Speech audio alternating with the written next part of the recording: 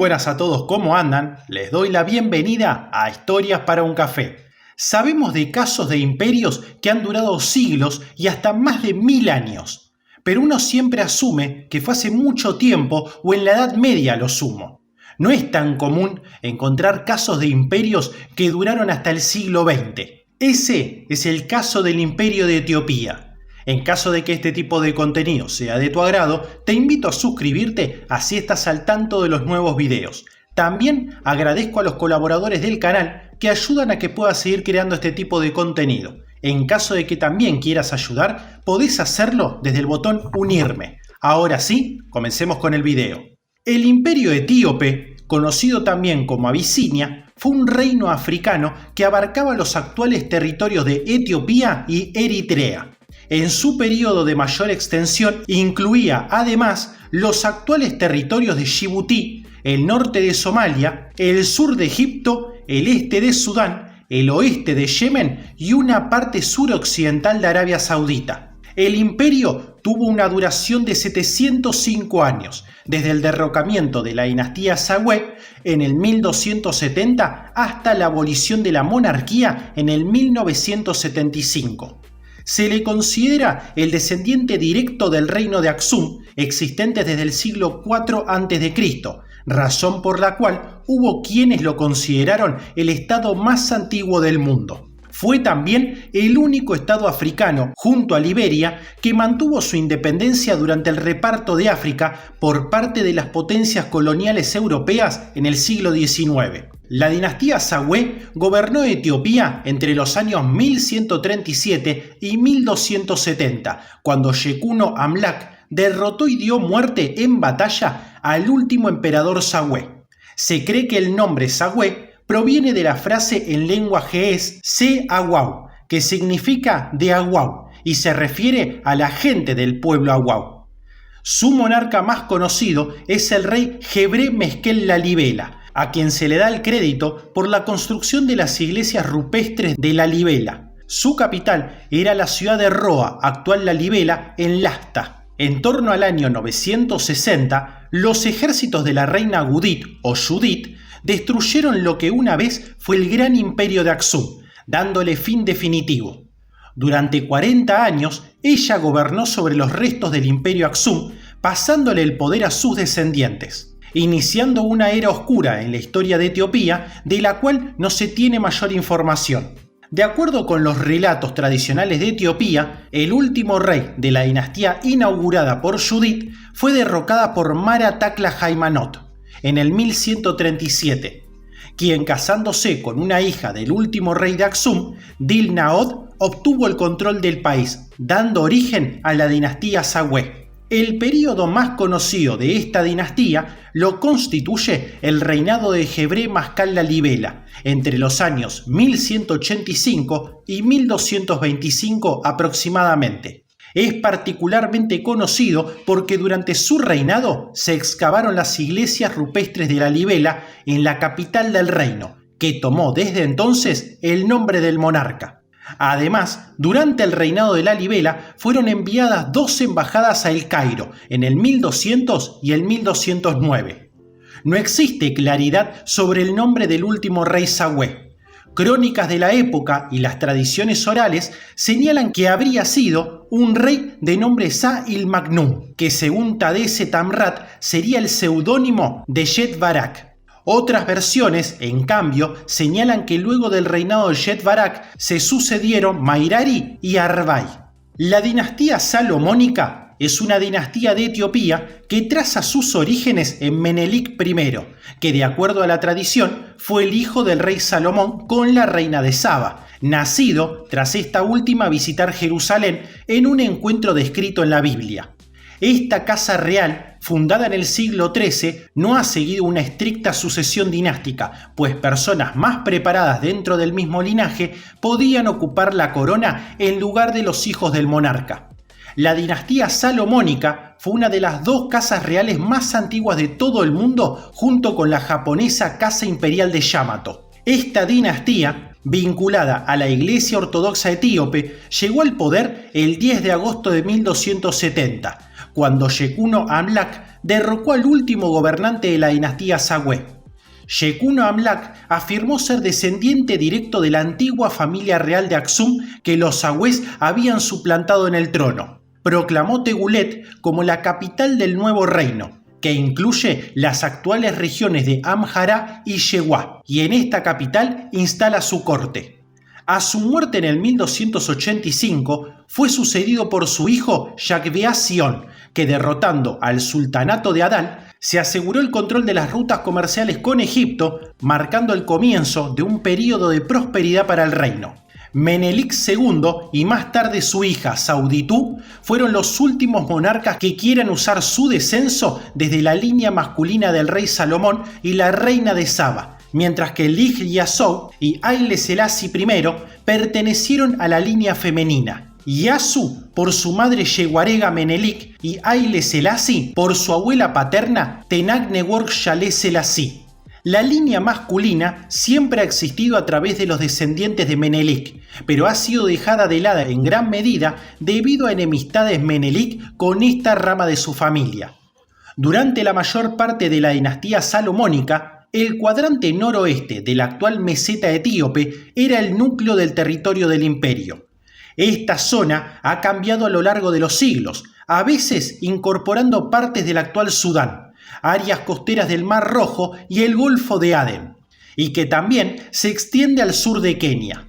Las regiones del sur y el este se incorporaron en el reino de forma permanente durante los dos últimos siglos, sobre todo por la acción de Menelik II y Haile Selassie. La parte central del reino y el sur se incorporaron al imperio bajo el reinado de Amda Seyon I y Sara Saikob, pero las áreas periféricas se perdieron después de las guerras contra Ahmad Ibrahim al-Ghazi. A finales del siglo XV, Etiopía fue visitada por exploradores portugueses como Pero de Covilhã, quien llegó a la región en el 1490, portador de una embajada del rey Juan II de Portugal. Covilhã creyó haber encontrado en Etiopía el reino del preste Juan. A principios del siglo siguiente, el emperador etíope David II envió un emisario a la corte de Portugal y una delegación al concilio de Florencia para solicitar ayuda contra los musulmanes. Respondiendo a esta petición, en el 1520, una flota portuguesa se adentró en el Mar Rojo y llevó una embajada ante las Negus, que permaneció en el país durante 6 años. En el 1529, Etiopía fue invadida por un ejército musulmán del sultanato de Adel, comandado por el famoso general Ahmad Ibrahim al-Ghazi. Las tropas de David II fueron derrotadas y los musulmanes conquistaron buena parte del territorio etíope. En el 1540, el Negus David II falleció y su heredero fue capturado por los musulmanes. En el 1541 llegó a Etiopía, procedente de la India, una flota portuguesa que transportaba una fuerza de 400 mosqueteros bajo el mando de Cristóbal de Gama, hijo del explorador Vasco da Gama. Al principio, apoyados por numerosas tropas etíopes, los portugueses alcanzaron algunos éxitos, pero en agosto del 1542 fueron vencidos por al-Ghazi en una batalla en donde perdió la vida Cristóbal de Gama. Finalmente, al-Ghazi terminó por ser derrotado y muerto en la batalla de Huayna Daga el 21 de febrero de 1543. Con la expedición de Cristóbal de Gama llegaron a Etiopía los primeros misioneros jesuitas. Uno de ellos, Pedro Páez, llegó a ser un personaje influyente en la corte del Negus y dirigió la construcción de varias iglesias, muchas de las cuales se conservan en la actualidad. Su actividad misionera logró la conversión al catolicismo de numerosos etíopes e incluso el Negus Malak Sagat II, que se convirtió a la fe romana. Dicha conversión provocó numerosas sublevaciones populares y la resistencia del clero local. Malak Sagat II proclamó la libertad de elección entre el catolicismo y el coptismo. Al subir al trono Fasilidas el Grande en el 1632, se inicia el período Gondar, el cual se prolonga de 1630 al 1769. En el 1633 se decretó la expulsión de los jesuitas y comenzó la persecución del catolicismo como respuesta a los conflictos provocados por la latinización del país.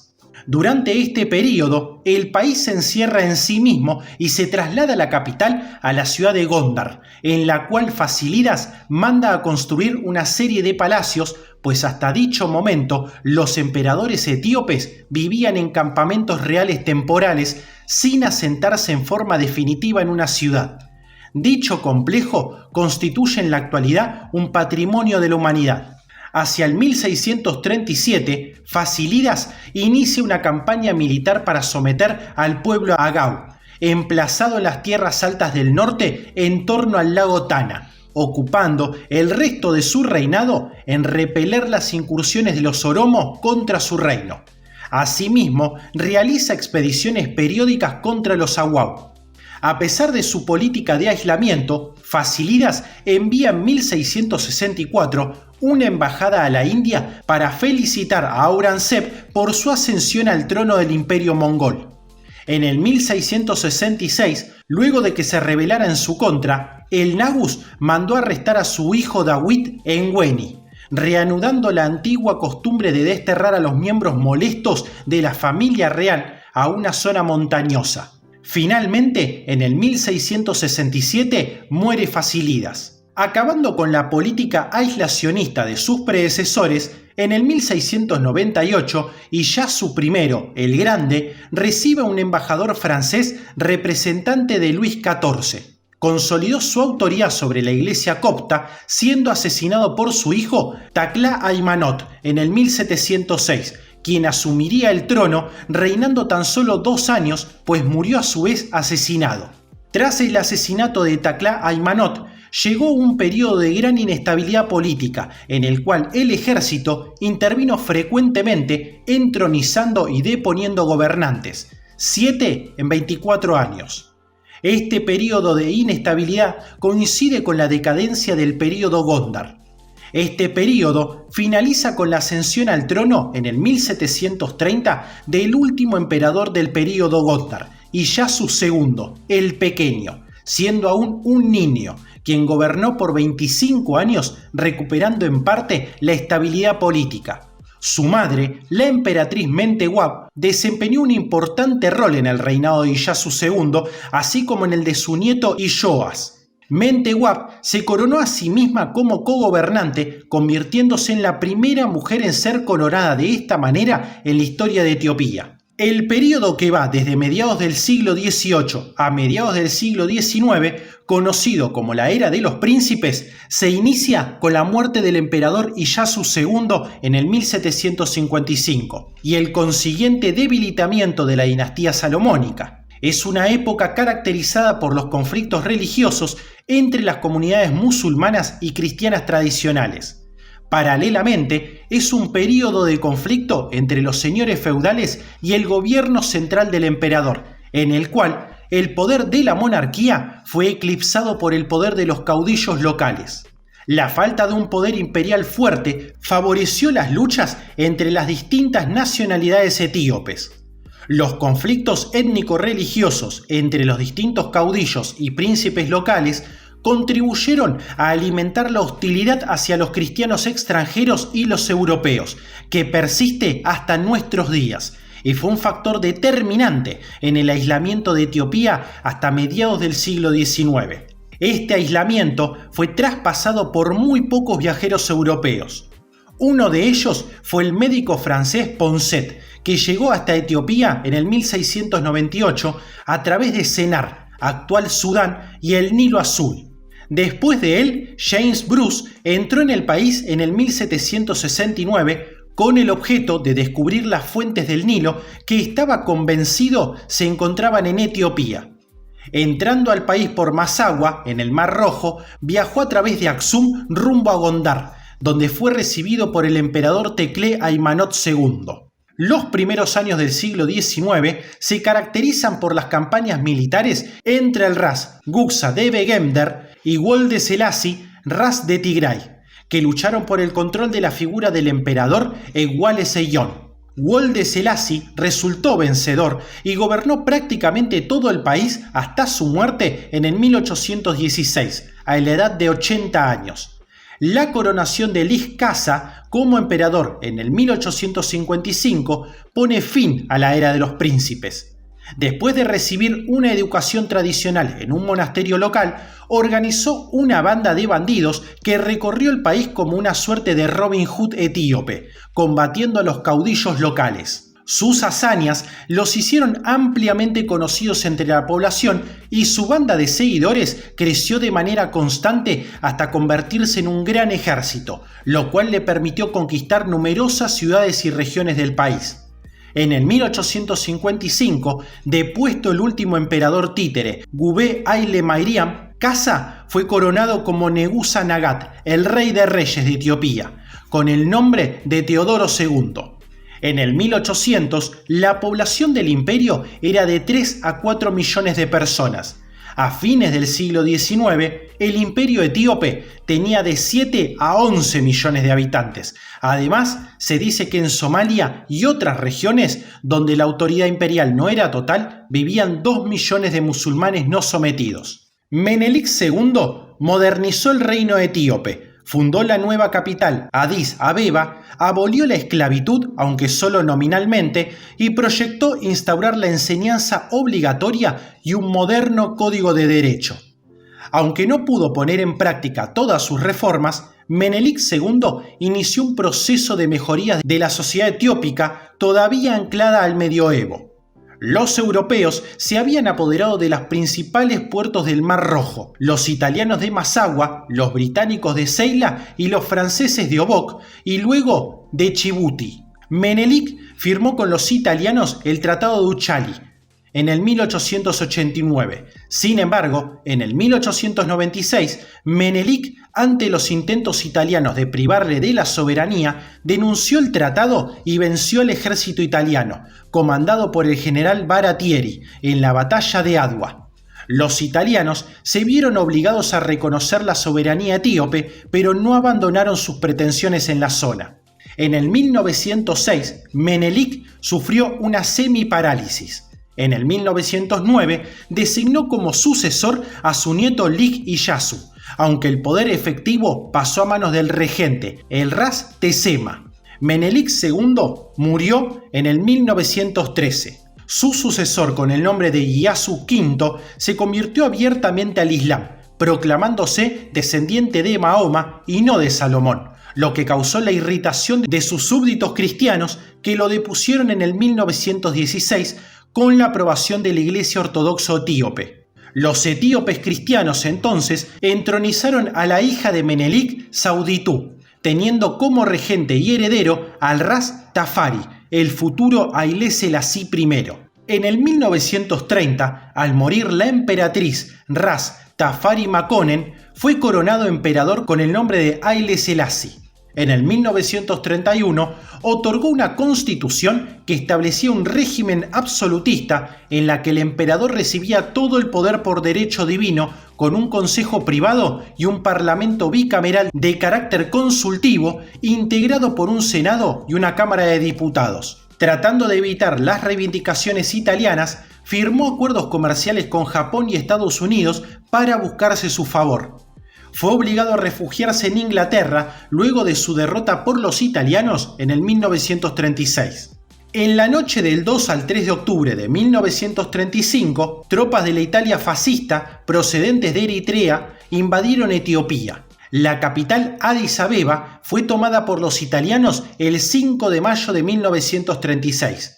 Italia se anexionó arbitrariamente Etiopía el 9 de mayo de 1936, creando su Imperio Italiano bajo forma de un estado satélite colonial llamado África Oriental Italiana. El emperador tuvo que exiliarse en el Reino Unido y la Sociedad de Naciones no resolvió el conflicto en favor de los intereses etíopes a pesar de las reclamaciones de Francia y el Reino Unido en el 1936 y 1937. Por otro lado, el rey de Italia, Víctor Emanuel III, fue reconocido oficialmente en el 1940 como Imperatore de Etiopía. por casi todos los integrantes de Sociedad de las Naciones, con excepción de la Unión Soviética, el Reino Unido y México. 5 años después de la victoria italiana, en el 1941, en el contexto de la Segunda Guerra Mundial, los italianos fueron derrotados por los etíopes con la ayuda de los británicos, siendo expulsados de Etiopía, Eritrea y Somalia.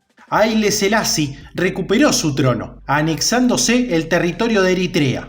En el 1955, Selassie estableció un modelo constitucional más moderno, reconociendo el sufragio universal, aunque de facto continuó el sistema absolutista. Los problemas durante este tiempo no solo provenían del interior. Alemania, Francia, Reino Unido desde Europa, Estados Unidos y la Unión Soviética en sus respectivas posiciones durante la Guerra Fría, y los vecinos Sudán y Somalia mantendrían un pulso en política internacional sobre el territorio etíope. Esto obligaba al emperador Haile Selassie a tratar de mantenerse equidistante de ambas potencias.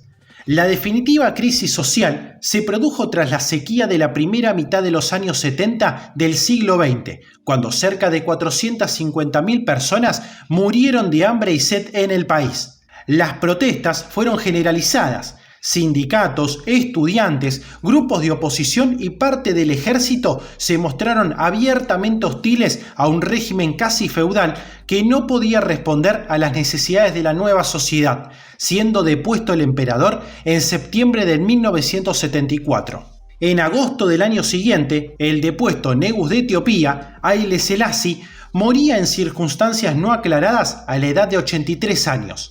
Oficialmente se declaró que la muerte se debió a complicaciones tras una operación de próstata. Sin embargo, sus partidarios señalaron que fue asesinado por orden del nuevo líder de la revolución socialista en Etiopía, Mengistu. Los años siguientes fueron el fin del imperio etíope, que estuvieron caracterizados por las masacres del Terror Rojo. Así llegamos al final del video, que espero haya sido útil para conocer más acerca del imperio de Etiopía. De ser así, te agradecería que me puedas dejar un pulgar arriba y te suscribas, que ayuda a que el canal siga creciendo. Esto ha sido Historias para un Café y nos veremos pronto. Hasta luego.